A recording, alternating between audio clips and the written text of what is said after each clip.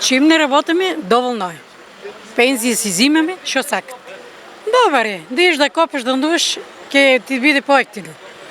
На николку и чини, ни мора да си купиме да јадеме. Пристапни цени на Штипскиот пазар, граѓаните со последни подготовки за студената зима.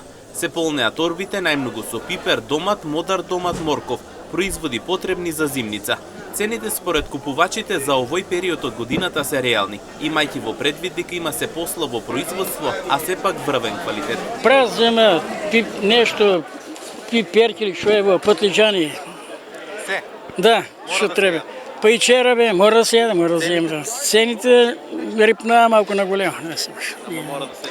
И па сега, ако треба да зиеме 5 кила, ќе зиеме 2 кила. Земаме ме, викам, ова може ли, како треба да биде, вика, нема баница обавезно, вика. Се. Моркови, крставици, патлиџани, пипер, зелка. Ефтини ли се цените реално? Абе, некој ги ценката, јас само гледам да има и да купам. А има ли квалитет? Има квалитет, убав квалитет. Тука сме негде. Као прошо петок и тие, не се покачени. Што ќе си купиме? Моли? Што ќе купиме? А чисто шетам да видам ајвар си пипер, ако и така. Пинџур ајвар, 5-6 кила до 10, повеќе не. Иначе зелен патлиџани и пиперки. Црвено го продадеме.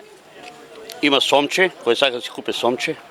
500 динара, чистено до терено, право пржијади. Продавачите велат годинава има производство и квалитет, но купувањето се прави внимателно. Денарот ситно се брои колку што може. Зелено 60, пиперо е 60, медо 600. Денеска берикет врсам 14 тегли продаде. Највеќе до сега сум продал на пазарот мед. Денеска. А вака купувате за зимница? Зимат. Имаше вчера донесе едно 2-300 кила, те ушева е. За туршија ги зимат, да.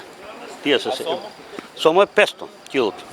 Зимат. Табе тај што има парички земе и си јаде. Оно е малце може скапичко, ама тоа е па нема го стално за тоа. Инаку овој петок започна продажбата и на калинката, како и на карфиолот, кој се продаваа по пристапна цена за граѓаните. Се продаваше и чаеви, како и домашна жива салата за сите оние кои што нема да подготвуваат зимница.